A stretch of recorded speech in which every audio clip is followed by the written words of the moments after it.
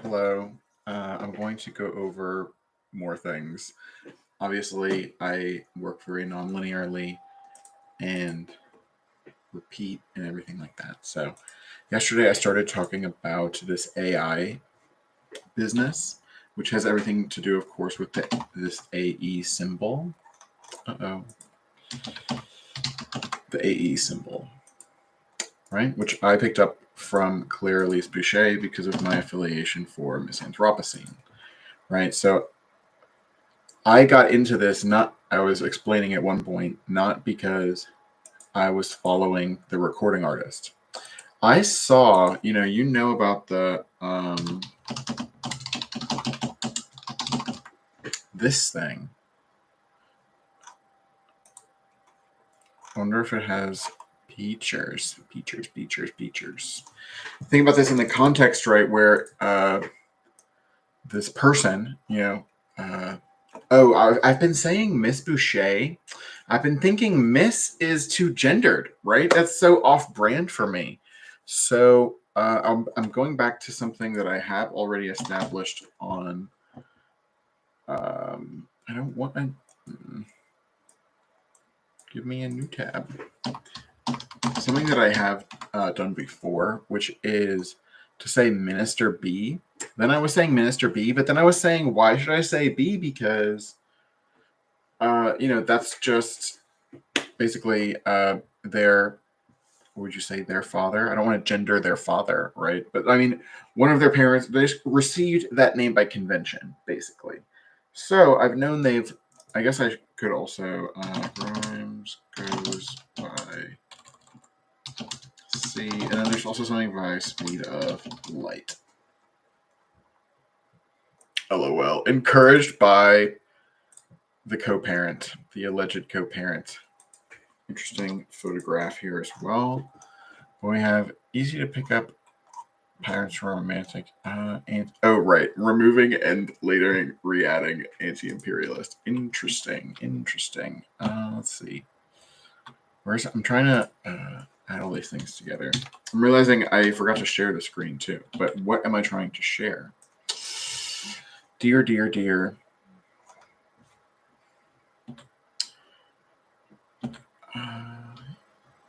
Festival Day 2 stream.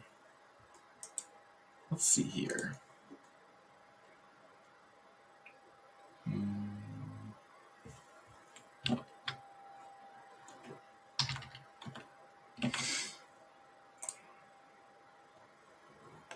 really bad at this. What am I thinking about? It's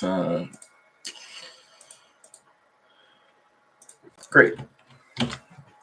It's the groundskeeper Willie thing. Okay, so to go over, starting now, right? So I'm going to go over the AE stuff. I also want to let you know about just some readings that are high on my interest level at the moment. I want to especially highlight these for this stream. This I think is really interesting, where it's Ben Zweibelson, is a change agent within the army and things of this nature, the military, within the field of militaricity. Actually, I wonder if anybody's ever thought about this before.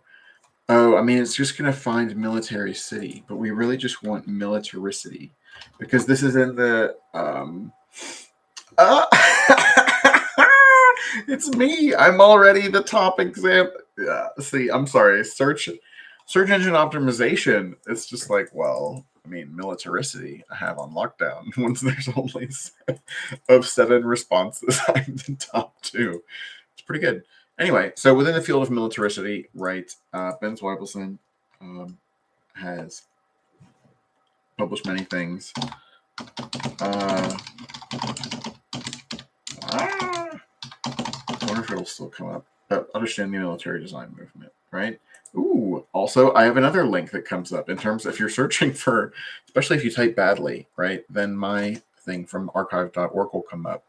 And this is another book. But so, right, like Ben Zweibel associates with the idea of design. So design being talked about by the Joint Chiefs of Staff. if you come down here, you look at the purpose. It says, in accordance with reference, this instruction implements and describes the process by which the chairman of the Joint Chiefs of Staff, CJCS, in case you don't have time to say all that stuff, by which the chairperson, I mean, we should really say, right? The chairperson of the Joint Chiefs of Staff fulfills Joint Force Development responsibilities. This instruction describes Joint Force Development and Design, JFDD, processes, their execution, and their interaction with other departmental systems, processes, and CJCS responsibilities. These relationships accelerate Joint Force Development and Design by fostering rapid iterative learning throughout the Joint Force. So again, this idea of rapid iterative learning, I feel like that's something, if we look at, we have been over Beyond the Pale before, but if you just look at Beyond the Pale, what was it? Iterative learning. Triple loop learning, right? This is a bit, because I mean, there's double loop, but then there's triple loop, right? So in terms of, iterative learning, how did we get started off on this? Talking about this, right? So basically, it's very interesting to me that the Joint Chiefs of Staff, this was already 2 years ago, right? So, well, nearly 2 years ago. But nearly 2 years ago, right, the Joint Chiefs of Staff put through something. So it's interesting because I haven't heard Ben Zweibelson talk about this before. So I would be interested. Why don't we say something? If you see something, you say something, right?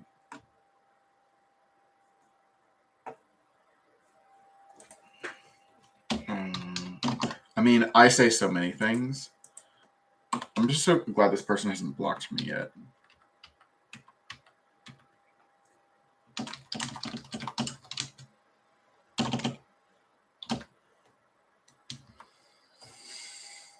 So what's it called again? Implementing Joint Force Development and Design.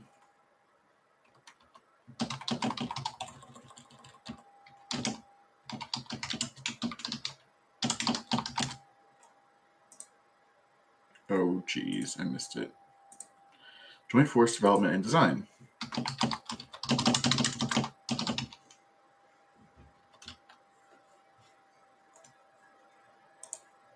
Oh, and then I can do... I wonder if it'll let me do it like this. So I want to show this purpose question. I wonder if it'll let me copy. And then paste. That worked.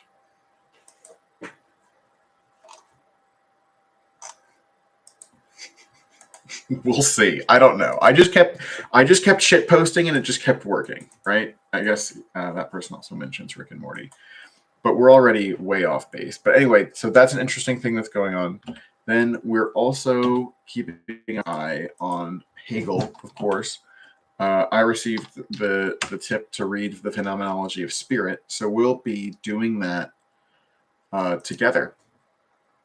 So we might even get started with some of that today. We might just read a very short amount at a time, maybe at least a little bit on every stream, just to be doing that. And maybe likewise, why not? It's hard to know exactly how. I mean, the other thing to keep in mind is that I am a German speaker.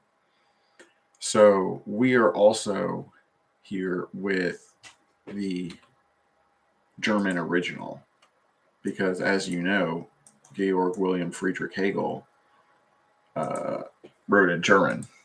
So here is so just as we have here the preface, where Hegel, it is customary to begin a work by explaining in a preface the aim that the author set himself in the work, his reasons for writing it, it's this gendered language, their reasons for writing it, and the relationship in which they believe it to stand to other earlier or contemporary treatments of the same subject. Or, as one says, eine Erklärung, wie sie einer Schrift in einer Vorrede nach der Gewohnheit vorausgeschickt wird, über den Zweck, den der Verfasser sich in ihr vorgesetzt, sowie über die Veranlassungen und das Verhältnis, worin er die zu anderen früheren oder gleichzeitigen Behandlungen desselben Gegenstandes zu stehen glaubt, scheint bei einer philosophischen Schrift nicht nur überflüssig, sondern um der Natur der Sache willen sogar unpassend und zweckwidrig zu sein.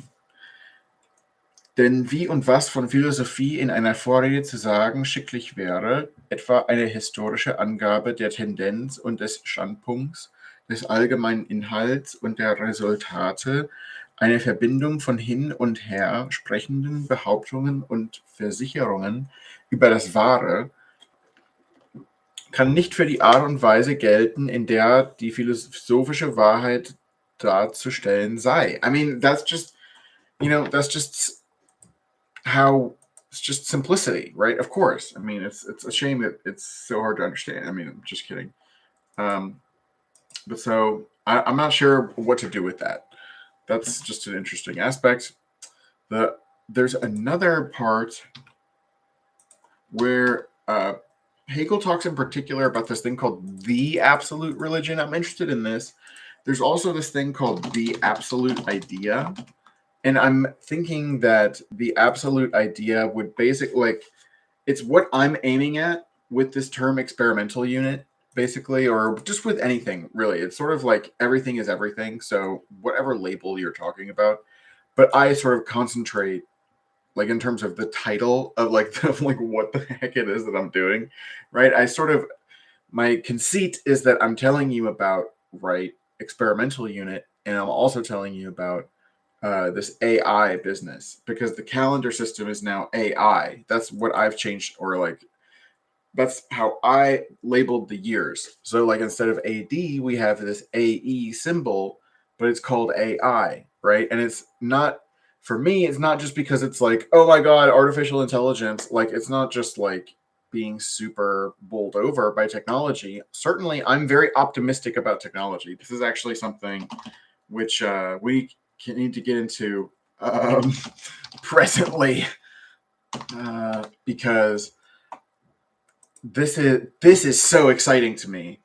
Like this basically, when I talk about Neo-Cosmology, okay, in terms of what that is, right? There's cosmogony, in case you're not aware. Like because you might know about astrology, right? And then you might know about astronomy, right? And then you might know about cosmology, right? So this is, and then okay, so you have astrology, and then you have astronomy, right? And some people think it's relativist if you think that astrology is just as real as astronomy, but that's just, I don't know. I'm just joking. I think it's just a funny thing. Oh, that's not really what I went to do. Astrology. Astrology. I'm just gonna pick them all out because I started talking about them.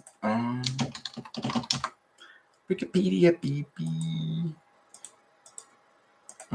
So yeah, astronomy, and then you might know cosmology. That's the more better known. More so, no.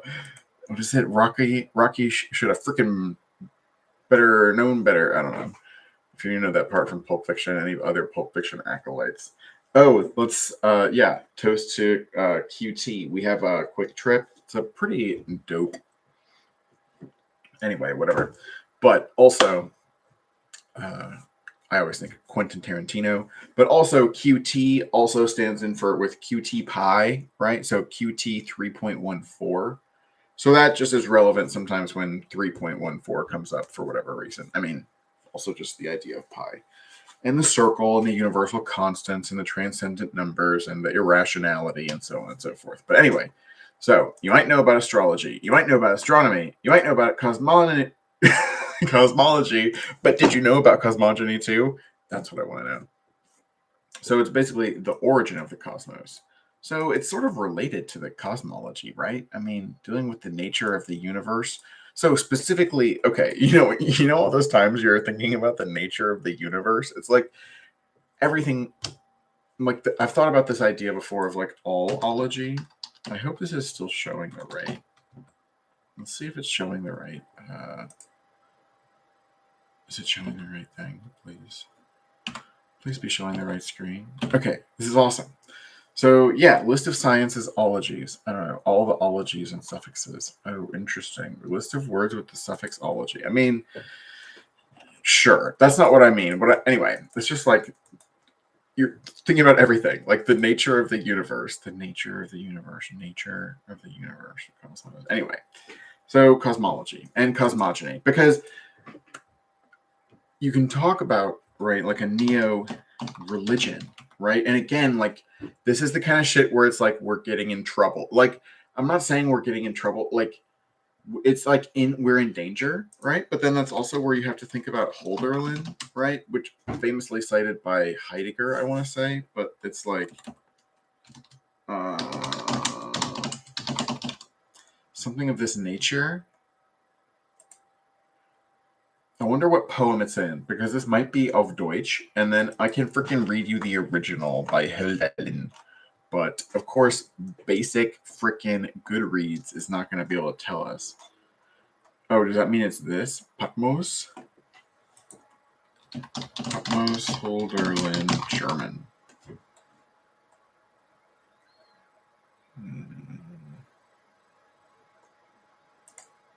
Patmos Holderlin. Oh, is it? It's like super long? It's like one of those that's super long. Is that what you're trying to tell me? I suppose it is super long. And I'm not going to be able to figure it out very quickly what part of it says the thing that we wanted to say. But anyway, Holderlin's all like where the danger is, so is the saving power. Right? That's the point of what I was trying to say for whatever reason. Ology, cosmology. Right. So in terms of like a new religion, right? I don't know where Paul Vervaeke is at this point. Probably somewhere really similar to me, but you know, like that's just how it is. Anyway, religion, that's not a religion. I actually interviewed this person. The religion that is no religion, I wonder. Begin to decide. This is from a long time ago. It's probably super out of date by these people's standards. I definitely don't want this to play any music. But sorry about this. I mean, I do covert advertisements. I don't know. Well, I mean, we're not watching this, but I mean, yeah, the religion is not a religion. So I mean, some of these comments. Jordan Ray's intercredo semantics problem. It's basically like using language differently. I don't know. Very, very much sort of stuff that I talk about. I think they talk about like different sorts of languages, like a trade language, a house language, and like a diplomacy language or something like that. But no, there's just a lot to it. I can't begin to try and like represent that, but you can. I guess I should.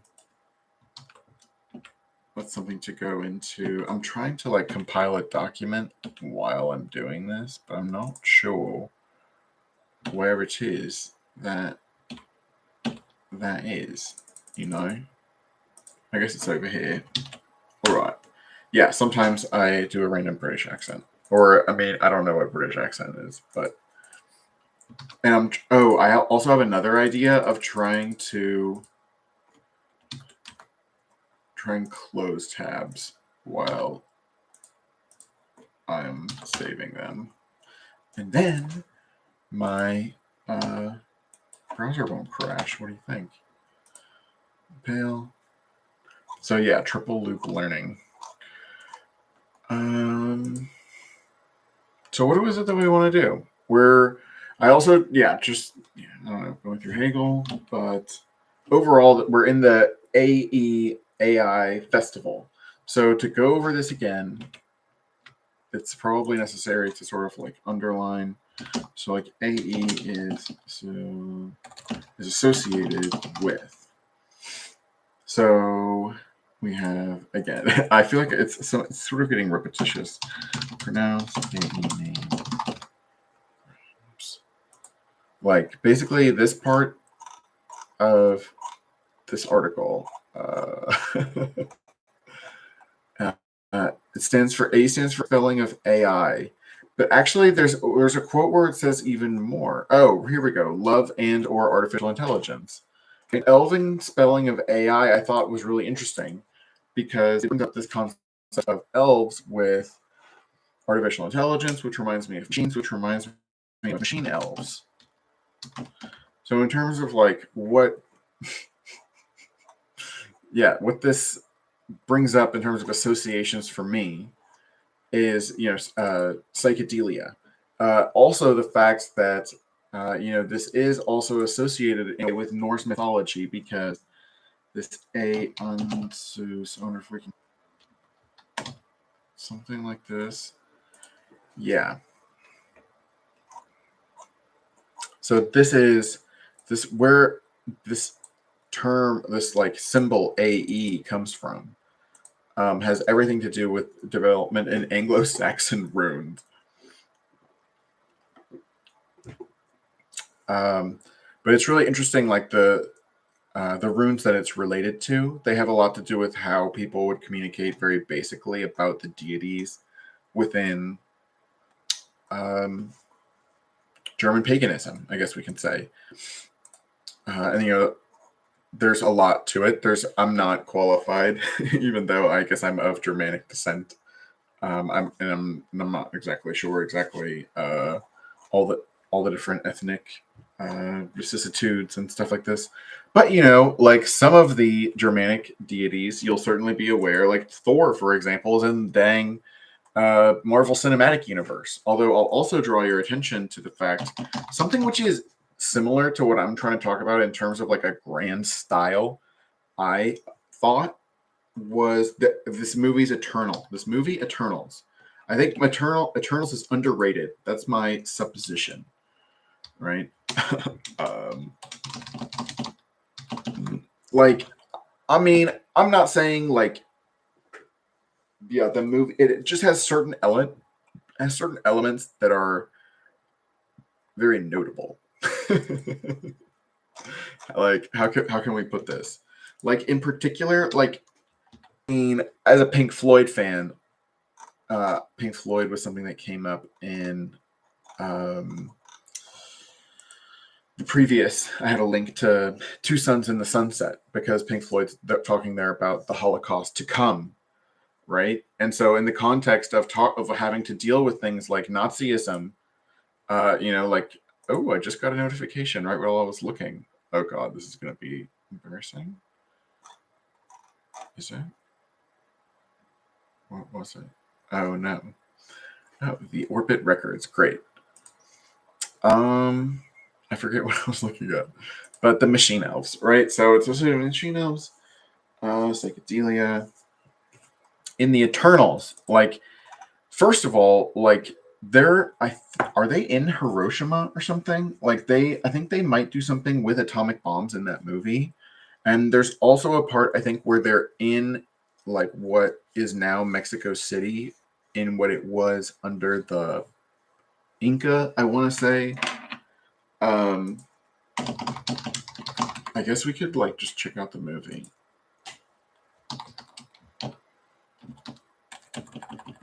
It should say Conquistadors. Eternals film. Who's getting?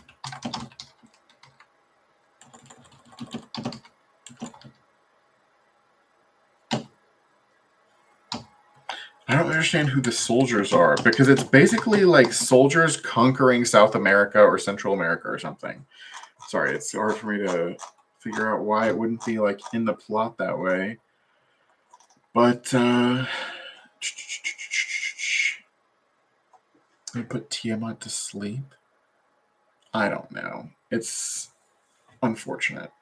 But it basically, I was like, this is the kind of thing people consider to be genocide, right? Or people use this word. I mean, this is something that we have to talk about. Like, what is genocide supposed to be? And unfortunately, again, circling back around to nominalism, like, this is where it's like, again, we're getting in trouble. Like, I don't feel like I'm saying anything that's bad. Like, I'm trying to, like, lay out the issue as I see it. And the answer to it is basically that we all need to try and be as of good heart as possible, and, not get too lost in words or in fronting. So we need to, in a way, be super like cynical, but then also just intuitive. I don't know, and try and develop this understanding of why we don't want to screw each other over. Like, that's the most important thing. And it's not something that I can just tell you. This whole thing, like the whole conceit, right, of like, why do I pick a letter? Like, what's going on with um like experimental unit, and then stuff like this.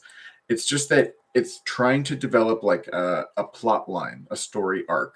Like, it would be cool if like I could put my ideas about the world or something into a movie, right? So I've even compared, like, this is like a movie. This is like a reality show that I'm on. In a way, it's like my dream. Plus, like, I was telling my my counselor, I should say, my psychoanalyst, um, that I feel like being able to grasp to these different sources, even though lots of the times I'm just looking at really basic things.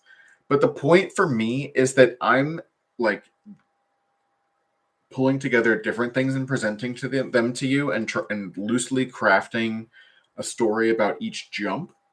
And it's like we're still trying to figure out the overall like vehicle to, like, I don't know, whatever, if there is one.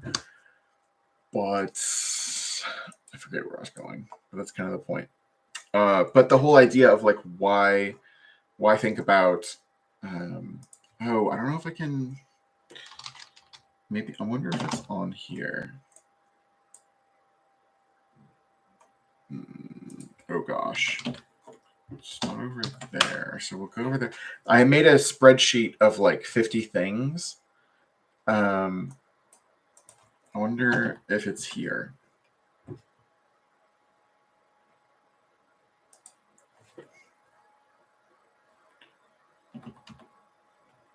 But yeah, that article about Nietzsche and the idea that that's gonna, like, physics might work out to where the eternal return happens. That's major. Like, that's very not necessarily validating. I mean, it's not. I'm not saying like this is true. You know, it's sort of like being on Facebook and it's like, oh my goodness, like, you know, they found whatever, and it's like, well, maybe, you know, maybe it could be true, but maybe it's not. But anyway, like another, I don't know. Like I said, I think I had the idea of restarting the calendar before I saw um, Minister C talking about it. But who knows? This idea of a new, like, starting a new point, like counting of time, is cool. I mean, I think that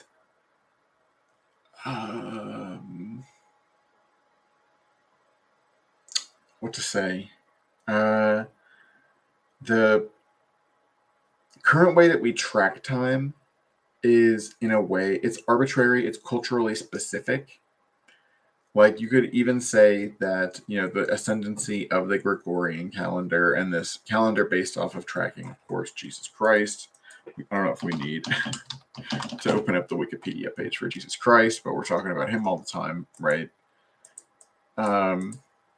It's funny. I wonder how freaking long. It's like, it's not just you have a Wikipedia page. It's like how many, like, how freaking dense of a Wikipedia page would that have to be? Anyway,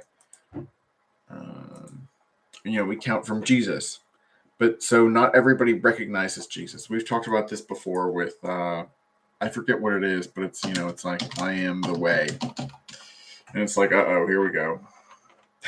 You know, like, people use this and will be very exclusivist, right? We've talked about this before. So my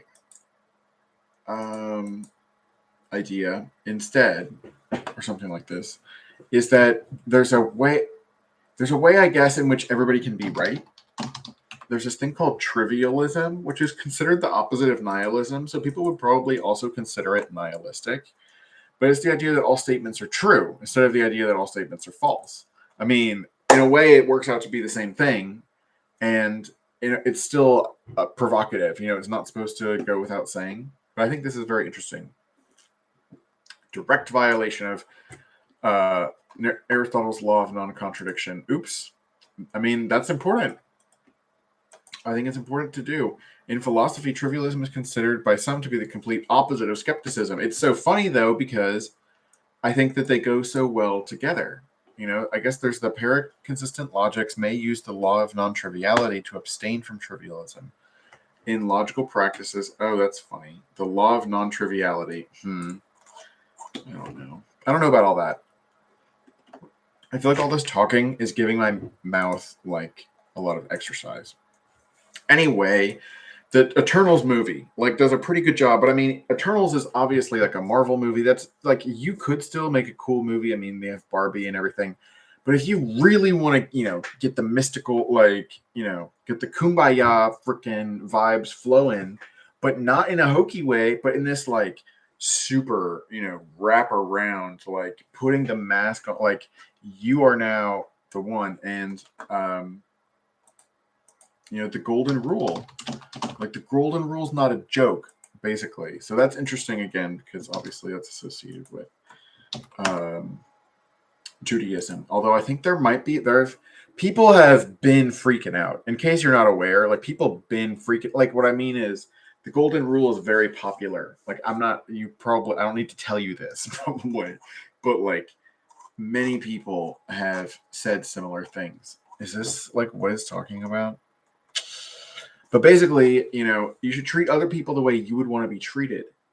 I guess in their situation, right? It's not just like pure, like, I would like to have my shoes shined. So it's like, oh, but that person doesn't even have shoes. So I get out of helping them, right? Because like I wouldn't want them to do anything for me that they would want me to do for them right now. So boom, it's like no. It's like this is why people. I don't know if you've heard like people trying to get like male, assigned male at birth, whatever, people to care about rape and sexual assault, and people will be like, well, think about what if it happened to your sister or your wife or your mother or whatever, and then people will, I think, understandably, have a response where they say, why do you have to think about like whether somebody's related to you to think like whether an endemic form of violence like is a problem? But I mean, a lot of things happen to a lot of people, right? People get poisoned, but like I'm not out there protesting every day about poisoning. Like, I mean, I've talked before about how in a way like communication like this is supposed to be like part of my response. It's hard for me to formulate a response because there's just so much that I'm thinking about, and also so much I've sort of like creatively put together. And now I guess I'm sharing that. Like, I'm not here to say that like everything that I ever do is gonna like always be be talking about experimental unit and AE and AI and stuff like that.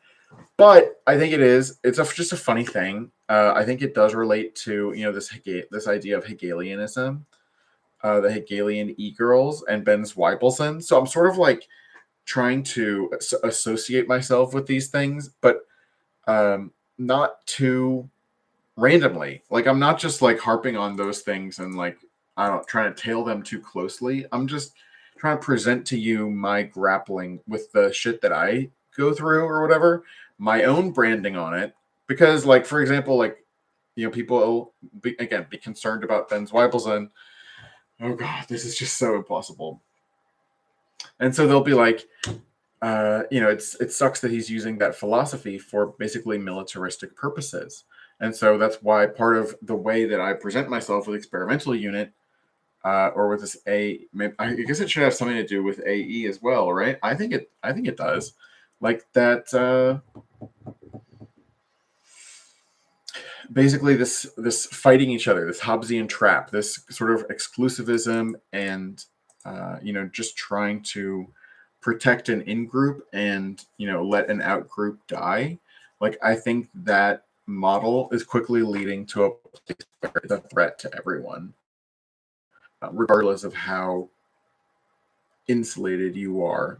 I think in the end and in general, there's also just unpredictability, right? There's uncertainty.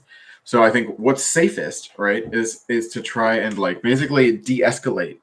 And when I sort of talk about things like there was a whole sort of chapter or section of links in the previous show. I don't know what you call them, like the realist. I called it sort of the realpolitik people. So I think I included Nietzsche was in there, right? In a way, Nietzsche is this very like power of politics person. I think it's completely understandable why people think Nietzsche is obviously very dangerous. And it's actually very similar, again, to this theme I've mentioned before of like the idea of exceptionality being delusional, like being special. So in that sense, right, the idea that, oh no, we should mark time in a different way, and I will choose when time 0 was, right? Like, it's like, well, who am I to decide, right? But on the other hand, who is anybody to decide what it is right now? And who is anybody to decide that what we have to go along with now? I mean, we have this to keep track of things, and it's an interesting question of whether that could ever be displaced. I think at a certain point, if we have safety and security and people can, it's a kind of autonomy. I think we should get our temporal autonomy back. And for example, people should be able to use their own calendars, right? It's not impossible to, translate between different calendars. And I think that, we could do that. And so for example, the software that I designed, I mean, it's very basic software, but the software that I designed to look at calendars, you could build in a lot of different calendars. It's just the way that it is. All my calendar does is it adds up all the seconds based off of the date that you give it. So it adds up all the, like, for every hour, minute, for second, hour, year, month, day. You can convert all of these things into seconds. And then it's just sort of like, because it's designed to figure out how far apart two different times are.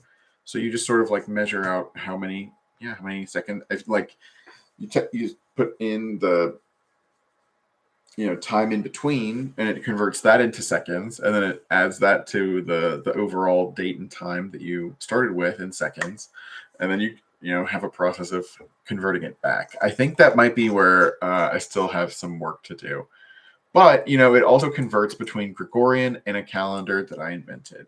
So the AE calendar system, it's actually in a bit of creative. I guess I announced on Twitter, like, it officially starts on the winter solstice of 2022. So that's supposedly happens at 9:48 p.m. So the hour 21:48 Greenwich Mean Time, which means it's about 2 hours before the midnight on the 22nd, right? So the problem is, I think I originally had the idea that this was supposed to happen on the 25th. But I guess we'll just scrap that, because the other thing is, it's possible that I was able to speak with Minister C on that day, the 22nd, and that would have been at 6 a.m., which would be, was that GMT plus 2? So I think I'm in GMT minus 4. So that would be at high noon, right? We spoke at high noon, right? For 71 minutes. No problem. Anyway, back to my bit more groundedness. But I don't know if I've probably been using this before. I was using this symbol a lot. And so again, I associate it with machine elves. So it's associated for me with psychedelia. Machine elves are associated with DMT, right? So in terms of transformative experiences for me, just to be, I might as well be open with you, right? Like, I've had transformative experiences, I would say, for the most part, with psilocybin. So, like, I am not advocating the ingestion of anything. I'm not advocating. I advocate not. I have no doctrine, right? That's not the point. But this idea, there's beyond the idea of a certain chemical. There's also just like psychedelia as I guess you could say, I don't know if it's an aesthetic. This is where it's a problem, right? Because like another thing which is constantly in my mind, like because I have like self-worth issues. I don't know, like people are always like, you're insecure. It's like, isn't everybody insecure? Isn't there like inherent uncertainty, and we're inherently vulnerable to shit which is like beyond our comprehension, both because of, like we could die in a nuclear war, or we could just have a stroke, or like our bad choices could catch up to us, or we could just get unlucky. It's like full spectrum, like what the heck, what the h. Anyway, this thing people call, like, people get all bent out of shape about, it's basically like a big aspect right now is like, uh-oh, are you being a fascist? Uh-oh, are you being like a Nazi? The thing is, like, a lot of people are I don't know if you'd say they're crypto, but like they're eliminativists. Like there's a lot of people who were like, oh, if like bad people would just all die, like that would be fucking amazing. Or like, oh, we can do something that will like drive people that we don't like to kill themselves. Like that sounds like a great idea. Like there's people with just like, oh my god. Oh, it's like, oh, a side effect of our extraction is it'll create poison that will kill the people who live there even faster. Wow. That's awesome. Like that's the kind of shit where it's like in the terms of like, oh, why do they hate us or something? It's like, it's not just there's a negative externality. It's just like that's like a diffuse holocaust, right? It's the kind of shit that which is not concentrated enough thematically or in space and time to where like we can come up with this transcendent like label to put on it and like put it on a pedestal, right? But it's like there's a lot. I've talked before about this idea that we're headed in for a meat grinder of a century, but we have been going through a meat grinder. But I mean, the whole the whole I don't know. I'm thinking of the whole thing was just made out of kindling. That's apart from the Hateful Eight, in case you haven't seen that. When the person was stuck in the prisoner of war camp. And then the whole thing of like, why don't they make the whole thing out of the black box?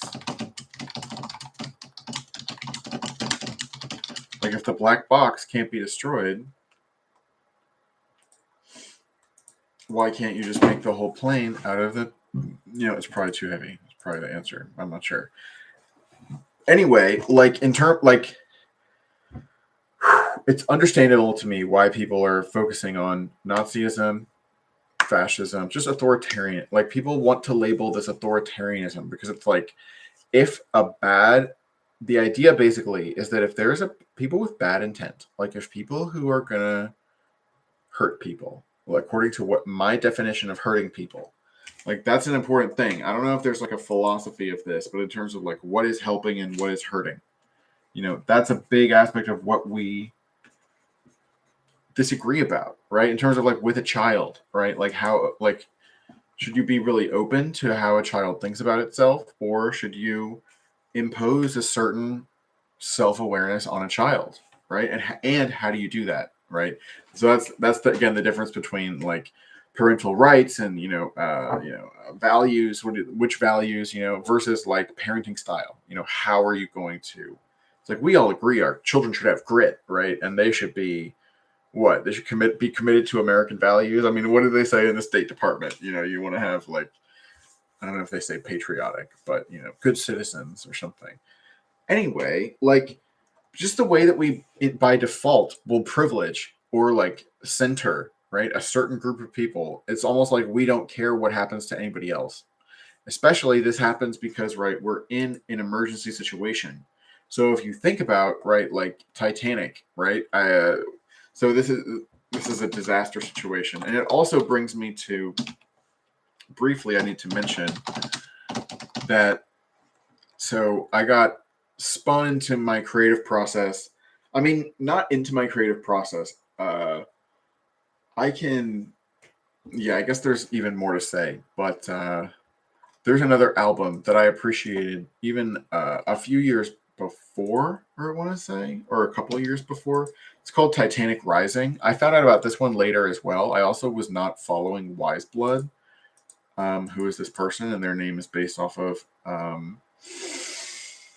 Flannery O'Connor, a book. One of my parents actually read that book recently.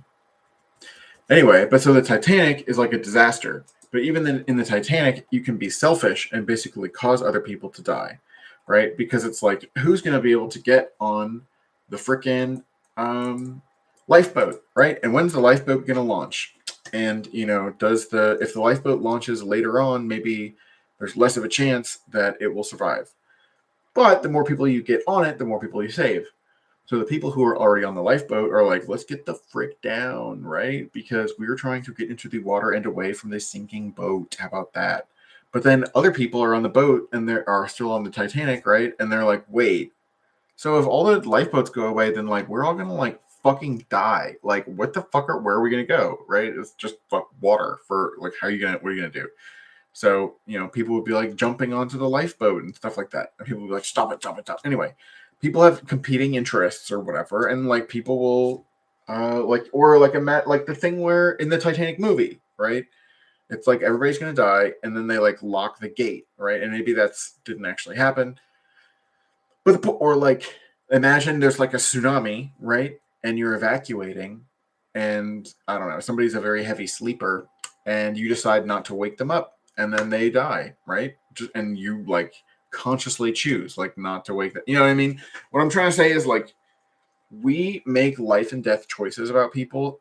It can be like individual circumstances, like somebody doesn't see something while they're driving, and do you tell them or not, or something like that? Or it can be a very large scale situation, right? I was referencing natural disasters. Titanic is something like an industrial disaster. Like, what is Titanic, right? Titanic is like a boat, right? It's an artificial environment that you use to traverse a terrain which otherwise cannot be traversed. Also for speed, but I mean, in general, like a person cannot just survive in the place. That's why everybody dies when the boat sinks, because like once your what is it to say? Your mediation. This might be a good thing to bring in. I don't really know what mediation means, but we're figuring it out, right? With Anna KW and Hegel and things like this, right? So like your barrier, like your protection from the outside environment is gone, and so now like you're overexposed in the sense of like you are in a situation where you are like I mean, it reminds me of like cars that can become boats. There's got to be like amphibious vehicles or something like that. That might be a way to put it. But like we are not like this, right? We are not like ducks or whatever. Like we can't just like go into water. We'll die, right? I mean, especially in the cold, right? So like there's certain temperatures, there's like aspects of our body. Like there's actually like important relationships between us and our environment all the time, and that it's easy to forget about when they're going well. But when they're not going well, then every little thing suddenly is like, oh dear. But so then there's Titanic Rising. Very cool thing. But so Titanic is basically important because it's sort of the order of a disaster. There are, of course, people would say conspiracy theories. I want to bring up the idea of paranoia. Yeah, I don't mean paranoid in the sense of it's distrustful, or you could say it's misanthropic, right? I mean, because this is how I got into Miss Anthropocene anyway, is that I was getting into misanthropy. So like some of the most immediate things to bring up, because I didn't just start right with like Minister C, right? I didn't just start with Miss Anthropocene. Like there was a certain path that took me there. And once I was interested in misanthropy, I got interested in Schopenhauer, because I knew that Nietzsche, for example, right, draws on Schopenhauer a lot. And then Nietzsche is obviously, what would you say? Nietzsche is like, I put in the previous video something about All the Lights, the gay song or whatever. And it's like, it's like I want it. I want you to see everything, right? That's the idea. It's sort of like anyway. So I'm thinking about it in terms of like I'm just collecting goodies, in the sense of the sound of music. Like these are a few of my favorite things. So okay, so if some of my few of my favorite things include Friedrich Nietzsche, right? It's like okay, what are we talking about here, right? Because there's like constantly basically the fear of being a bad person, but a bad person like at the level that we're talking about in terms of grand style, or we're talking about world history in general or something. It's like being a little bit too extreme in one way or another or something can easily lead you toward, genocide, right? Or do we still have a limitivism somewhere? But it's like I was just watching Spider-Man 2. But eliminationism, right? This idea that like, if you but think about it in terms of what is it? Homo Deus. I haven't read this book. But this idea that, we are developing very powerful abilities. So if we're developing very powerful abilities, the question is, what are our intentions towards one another? It's like if our intentions towards one another, basically, not just if they're not good, but if they're substandard or not substandard. That's a bad way to put it, because what's the standard? What's normal? What should be expected of you? Right? That's an important question. And in terms of taking responsibility, that's an interesting thing. In terms of, it's possible to take responsibility for things that other people around you do not, right? And to think about what is your reward system and what is it that you're aiming for, and also to question, what is it that your goals rely on? Like, what is it that you're taking for granted is just going to be there, and what threats to that might exist? And something like eliminationism, basically, it's related to this, issue of what polarization. The issue with the idea of polarization, I guess you want to say political polarization. I just want to make sure I'm still doing the right thing. Yeah, political polarization, great.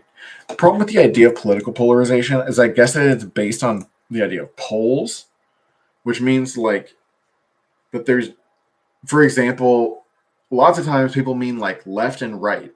And I'm actually going to try and like, I think this is your left and I think this is your right, even though this is my left and this is my right. So I'm going to try and do like left and right. And if that's not actually correct, like then I'm overcompensating, but I didn't know that. So sorry. Anyway, so people will talk about, the left and the right. I've talked about this before. Conjuration of imbeciles. So I haven't been able to talk this out because, for example, C. Derek Varn talks about how like most people who say that they are beyond left and right, are actually just right wing. That's like that's the bar, right? That's the status quo expectation. So it's like, okay, but now, like, how do I feel about that? Am I now responsible? Am I now responsible to like prove to you that I am not right wing? If I try to say that I'm not left wing, but I'm still not a shitty person according to the ideals of, I mean, basically utopianism, like, and that you and an inclusive one, like I've talked about non-exclusivism. That's another thing. Like, non-exclusivism is misnamed. Like, non-exclusivism should come first. Inclusivism. Okay. So, inclusivism. It's not what I wanted to do. But anyway, yeah. Like, C. Derek Varn will be like, or like, we're going to do a red-brown alliance. Or like, yeah. The whole question is in terms of what? Right? Like the whole reason why I would say that I'm not a leftist, right, is that I like Baudrillard better, right? And like Baudrillard has a whole book, right? He's got a whole book called The Mirror, as well as like a bunch of other books that also sort of undermine or play with these ideas. But it's basically taking the wind out of the sails, in my opinion, of the Marxist concepts. But but for me, the upshot of it is not that trying to make a better world is impossible, or it's not worth doing, or that it's not right to do, or in a way it should be done and it's inevitable, and all these things, like just in a sense of like it's not in this, but there's another one. Oh yeah, I can just go straight to the book itself. Okay, so it's called, I mean, I've talked about this before, but I think this is actually very moving. Like, I think a lot of people might find the use of concepts problematic, and I guess there's still stuff to talk about there, but in terms of my emotional reaction to the sort of idea, the idea that subhumans are struggling against their status as beasts. So what this means, right, is people who are cast as subhuman, and I see this again in relationship to the idea of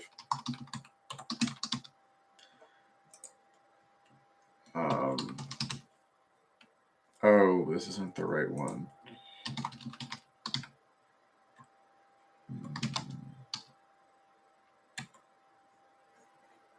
I think it's gonna work. Oh, it's probably gonna be work under here, not there, but here.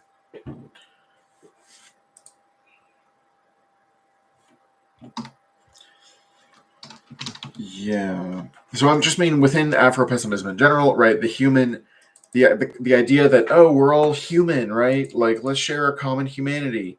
Like, the idea is basically like people talk that way, and implicitly they can be excluding Black people from their idea of what is human and the way people talk.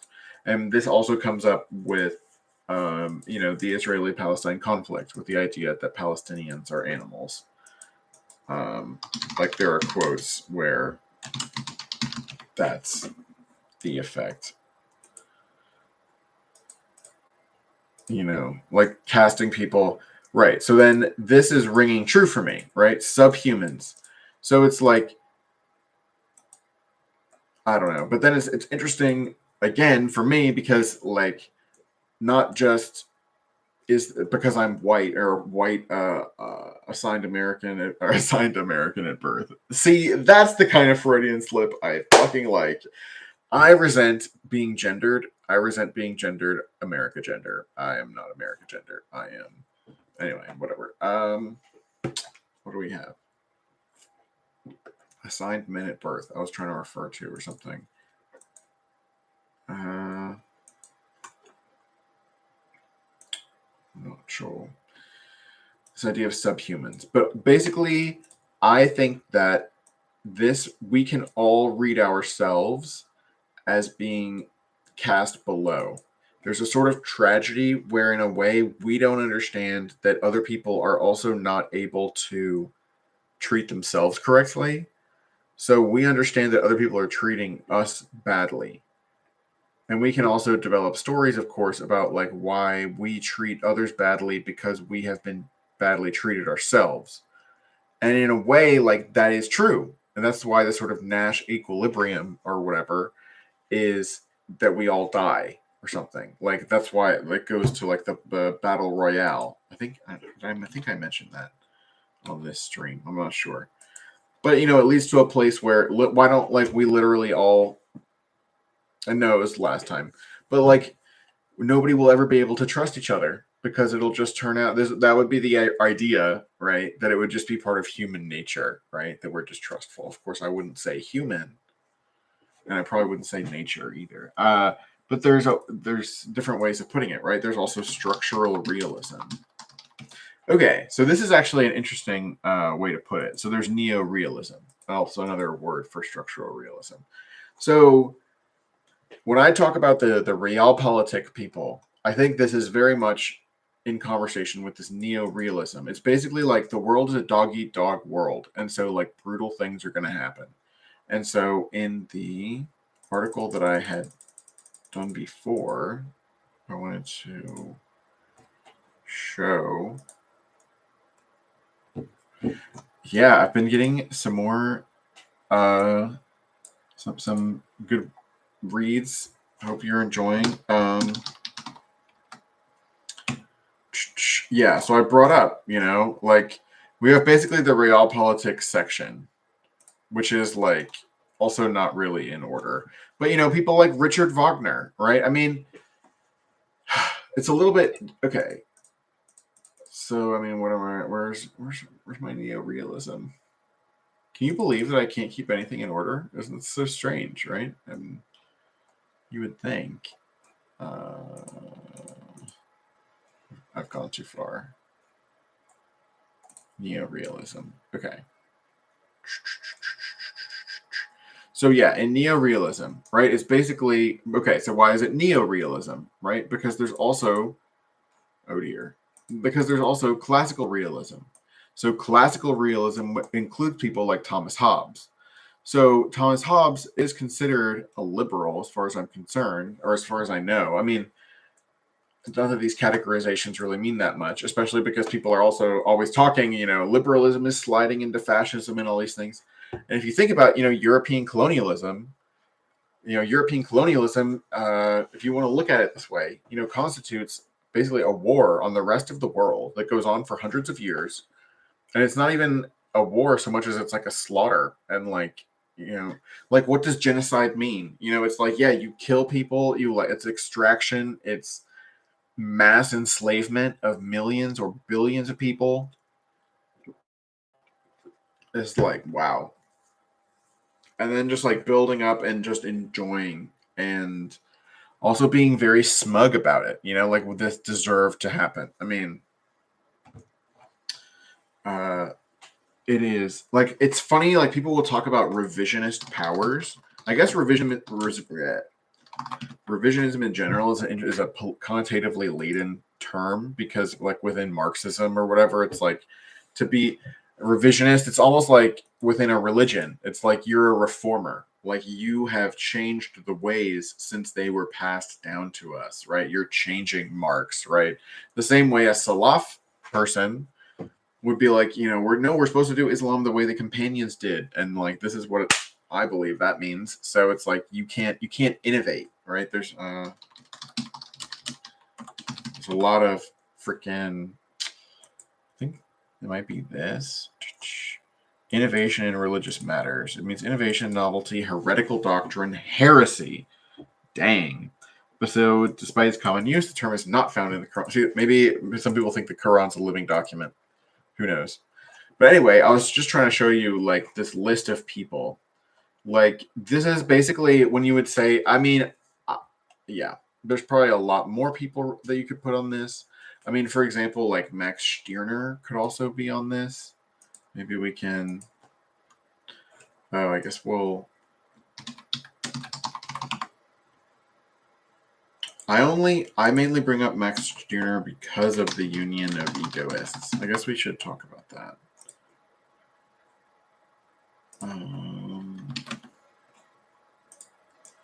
At some point, because this is basically a different way of thinking about what is an alternate reality game, or like what is it that I'm doing, like is this a political party, right? Is this an army? Is this an emergency response unit? Is this what is this? Is a self-aggrandizement? In a way it's all of the above. But also, is it also altruistic, right? Is this genuinely meant like to introduce you to interesting ideas and smash them together in a way which is like non-judgmental enough that it's like you can judge me, like that's fine. Like if you think I'm a like if any of these things that you think I'm dealing with are dangerous, or if you judge my moral character in terms of what you think, where you think my allegiances lie or something, I can't. Anyway, that's fine for you to do. I hope it, even if you, yeah, it's my intention, regardless of whether we even really disagree, that you will be able to take something from this, because I cover so many different things. So anyway, where else were we? The union of egoists is this thing about Max Stirner. Okay, so egoism just means like you're going for yourself. And there's certainly, we can easily acknowledge, I guess you can like talk about enlightened hedonism. I think that's a pretty established term. Maybe not. I thought it would have its own. The nature of pleasure. I have to take a break soon. So let me think about what my goals are for this. But I mean, so in terms of hedonism, in terms of trying to get, have things be pleasurable, like for the self, there is a lot of thought that can go into it, right? So the idea of enlightened hedonism is something like, you could be, if you take care of your health, you could be happy for a very long time. And if you don't take care of your health, maybe you still be happy, but maybe you won't live as long, for example. But it might take, it might do things that you don't, or be things that you have to do that you don't enjoy, right? In order to achieve a long-term goal that gives you a great amount of pleasure, for example.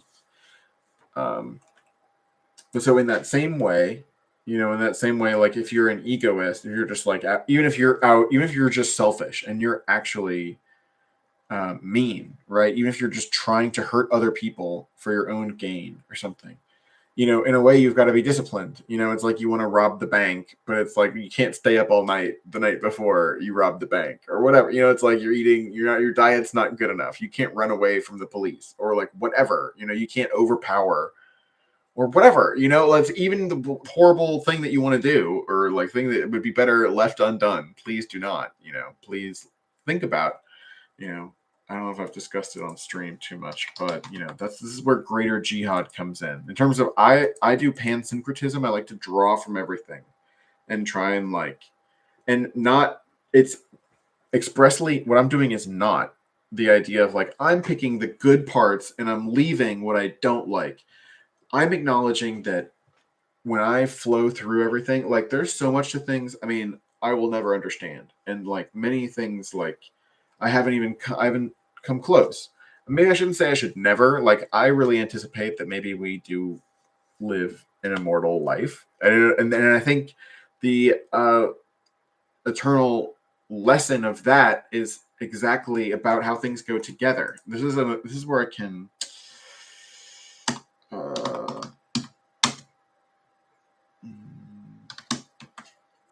I can show you because this is also related to a really interesting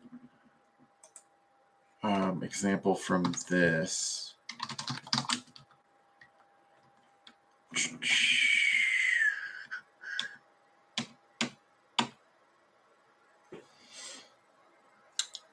Yeah, one of these basically says like, why can't we all just get along or something? Yeah, what if humans just love each other? So I will say, like, my stance for a long time has been like I've already talked about this concept of humans. First of all, like it's really important to keep in mind if we're going to be techno optimists and we're going to think about the implications for disruptive innovation when it comes to technology. Like I have expressed it to C. Derek Varn in this way, and they were appreciative, which I was correspondingly appreciative of in reciprocation, right? But that we should be in solidarity with octopi,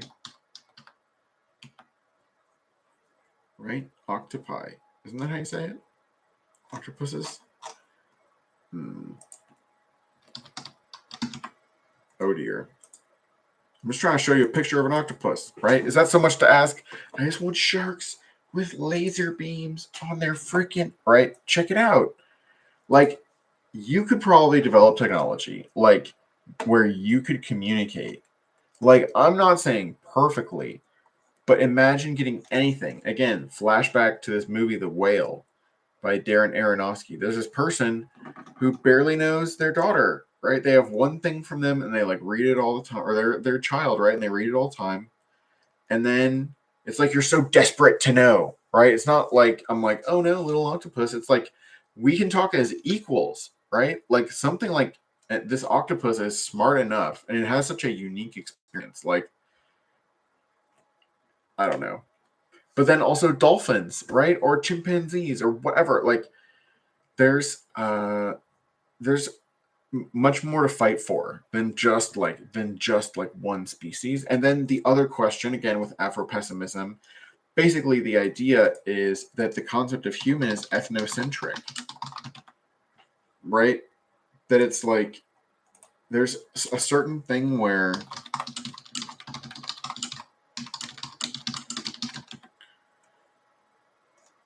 it's hard to like, there are probably a lot of examples. Notes that many of the tribal names mean people or us, human being. Okay, this is good. Okay. Native American tribal names link an individual to a group of families. Phil Constantine notes that many mean people, us, human being, which reach even beyond a tribe to include all of mankind. Native American tribal names represent a much larger concept than most family names in Europe and America. But it's still almost like similar to, yeah, I mean, the different, I don't know how people would categorize groups, but I mean, it's a very pernicious idea that people actually come from, these different stocks. And so this dividing line between ethnicity and nation and race, you know what I mean? These are things which are like, I don't know, it's hard, it's unspeakable, right? I don't even know. But it's something that we have to talk about in the context, for example, of global geostrategy and politics, right? In terms of like, our war is going to flare up. Like there's a interplaying dynamic between, like, you got all these like institutional bureaucracies that are like super strong, but also have probably have their own constraints. Like even the bureaucracies are not unitary actors, right? So there's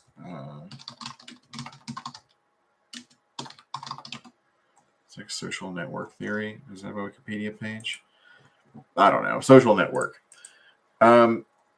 Like social network analysis. Like thinking about the individual people involved, it makes more sense to me than trying to think about this aggregate, like the whole United States or the whole CIA or the whole, like, whatever it is, DSA, whatever it is you want to talk about, right? Like I don't care what the DSA. I don't believe there is such a thing as, the entire thing wants to do this. I mean, there's a party line or something. There's like a network effect in terms of like decisions being made. But in terms of like how do those decisions get made, there is okay. So there is an interplay between there is maybe a concentrated. I think there is a very concentrated group of people who have a very very abstract grasp, shall we say, which is again similar to in Symbolic Exchange and Death, talking about the idea of a higher logical type. So, and then what does a higher logical type mean? I think I've been over this as well, but I think I have it here. It basically refers to like how many levels of like set are you? Like, are you a set? Are you a set of a set? Are you a set of a set of? Are you a set of sets? Kind of thing. So the way I think about the idea of descent having a level of logical type is you really need like an integrated understanding of as many different levels as possible. And in terms of the stack of abstraction, it's just like this is a part of this, is a part of this, is a part of this, or there's many different ways to even think about that. But so the structure or whatever, or if you want to talk about the right, so we have systems of systems. But if you talk about system, I think it's in the systems destruction. We've talked about this before, but you have a systems of systems approach. You're thinking not necessarily just about like, oh, what is the United States going to do, or like China. It's like you would really want to know a lot more detailed information. And in terms of who would even have that information, who would even have like relatively secret information, like you're getting to very small populations. So I believe that there's a certain way in which decision making has a lot to do with information asymmetries, right? Information asymmetries. This is obviously also in the Matrix Reloaded. Choice is an illusion made between the people with power and the people who don't. That's what the Merovingian says, right? So an information asymmetry. Crucially, I think, like something to harp on here is that there is also information asymmetry going the other way. It's similar to the double empathy gap, which happens to people with autism, which is really, anyway, like basically, let's see, many of the difficulties autistic people face when socializing with non-autistic people are due in part to a lack of mutual understanding between the two groups, meaning that most autistic people struggle to understand and empathize with non-autistic people, whereas most non-autistic people also struggle to understand and empathize with autistic people. This lack of understanding may stem from bidirectional differences in communication style, social cognitive characteristics, and experiences between autistic and non-autistic individuals, but not necessarily an inherent deficiency. See, isn't that so nice at the end? They're basically saying, like, nobody's necessarily doing anything wrong, you guys. It's just that it's hard for us to understand somebody else's experience when their experience is very different than ours. So then the reason that it's important to talk about this double empathy problem, and this is where I'm supposed to be closing the tabs while I'm doing this, and I'm not really doing that. So sorry about that. But where are we going with this? Double empathy problem. Like, I'm basically saying the double empathy problem really arises between any two people because two people are we can't understand each other. I think that has something to do with what Baudrillard is talking about when he's like the last word of this is the only time he uses this word poetic. Oh, I don't know if I finished reading this last time, so let's go with this. So total revolt corresponds to total order, not just dialectical conflict. At this point, it's double or nothing. The system shatters and drags the universal away in its disintegration. It is vain to want to restore universal values from the debris of globalization.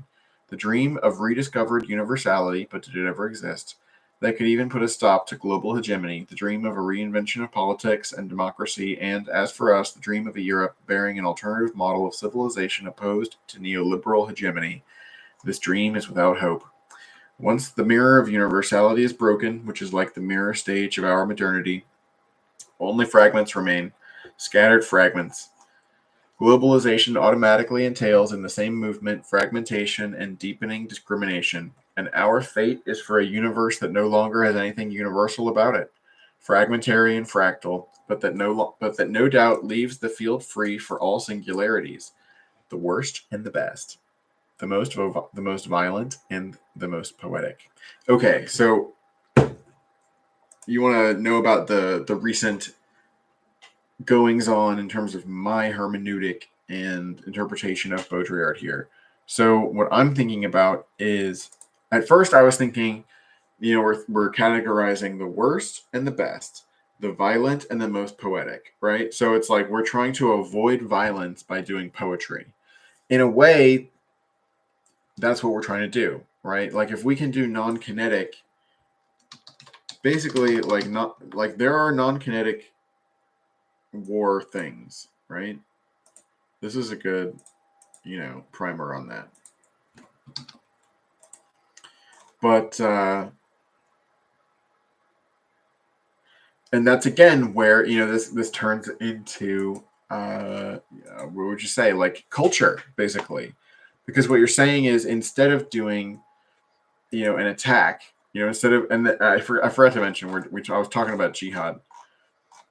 But I wanted to especially harp on greater jihad. That's the point. In greater jihad, you're basically you could say you're struggling with yourself. I don't really like that. The way that or what was it? What would you call them? Second order emotions? Primary, secondary emotions.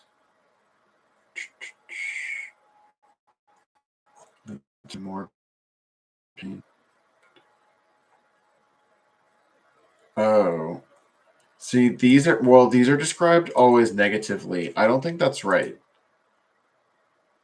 What I'm talking about are meta emotions. Like it might happen because you're dissatisfied, you have a contravening inclination, like you basically not you change your mind, but like something happens where you feel of two minds about it, right? And in a way you have to decide, or like it works itself out over time, which of those things you wind up becoming more comfortable with, or what is it that would keep you up at night, right? If you did it this way or you didn't do it that way. And sometimes, you really are in a crazy, or not a crazy, you are in a very you're in a situation where no matter what you do, the consequences are unthinkable, which is obviously tough. I wanted to talk before about this Eureka prose poem, because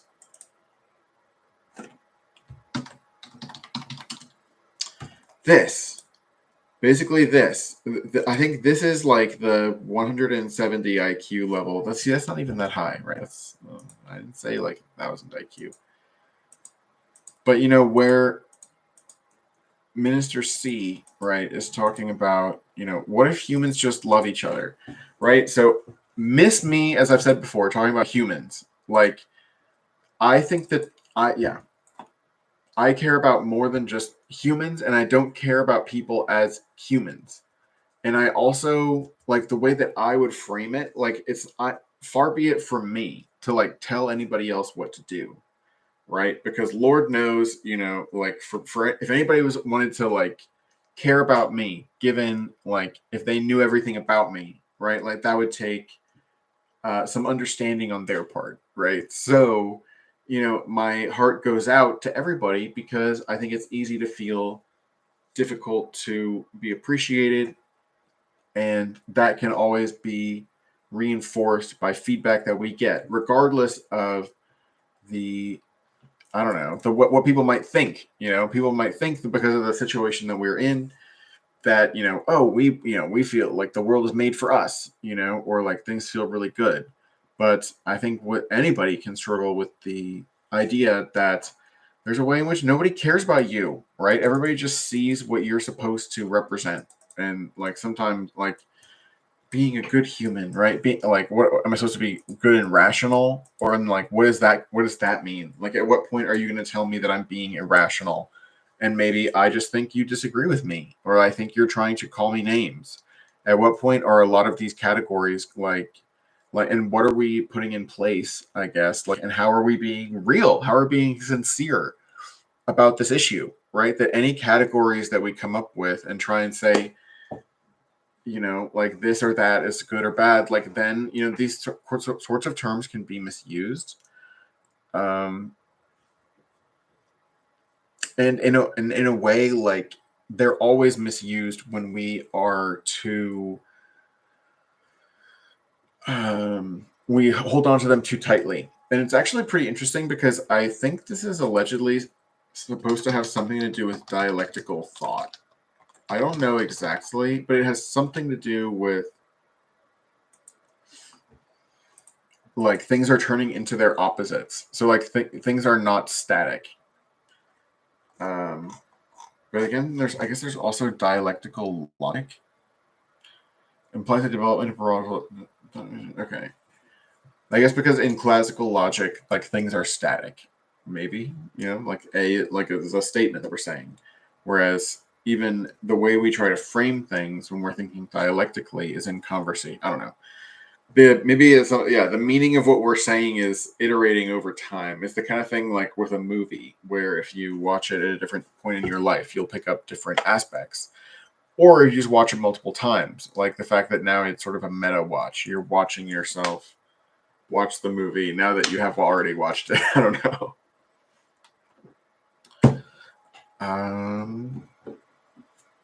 But yeah, that's interesting because I'm thinking that basically I think that dialectics might have something to do with nominalism. But I think that has a lot to do with how we can love each other. I actually came up with this idea of loving. Well, I didn't invent the idea. I invented the idea of loving love. I'm just that's even too much for me. But no, we want this exactly. Oh, of course, we're not on Google, so it's not doing what I think it should be doing. Loving love. I found something. People have made music with this idea, which is obviously really great for them. And there's a painting at the Guggenheim.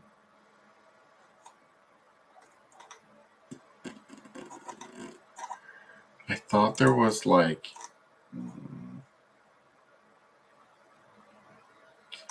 loving love. Anyway, the point of loving love was like instead of trying to love an object, like maybe this goes to like this. The whole idea or something that I've been talking about is that it's actually quite difficult to think very clearly about trying to help people versus trying to harm people. There are some situations in which, like, it is very clear when you're helping and when you're not helping, right? Like, if you give somebody food, like, then you're helping, but then you poison the food, and it's like, well, you're not helping, right? Um, and it's like, oh, well, I don't know. The poison is like, I don't know, it's a drug poison, right? And the person wanted you to do it, right? Oh, okay, now you're helping again. And it's like, oh, but actually that person has a problem. And like, they wanted you to do it, but it still wasn't responsible. It's like, okay, well, that's a bad thing. There's like so many different contexts and specificities. And that's just one thing. Then there's just differences in terms of interpretation. Like say there's somebody who's trying to decide like what they should do for what they should like apply themselves to, and someone is telling them, well, you need to do technology because technology is everything, and that's what you need to like really be focused on. But then like somebody else might encourage their creativity, and then somebody else might even encourage them to think like, well, you don't have to choose. Like it's not an either or. Like maybe even just influencing somebody in that way can be very helpful to help people realize that like they don't have to compromise in a certain way if they don't want to. And there are ways to build their interests together in with, the things that are more or less, I want to say verlangt, but that's German, that are like driven out of us, the kinds of ways in which we have to interact with, like I have to speak language, right, in order to get my ideas across. It's already a compromise that I'm making so graciously. But anyway, dialectics. What else is there to say? I haven't said too much about Miss Anthropocene, so I think that's where we're going. Miss Anthropocene, right? Okay, so the reason why I found out about it is that I was looking into misanthropy. I was looking into Schopenhauer. Oh, the next thing to say after that I was looking into Schopenhauer is that Schopenhauer is, of course, was interested in Hinduism and also Buddhism, and so was Nietzsche, right?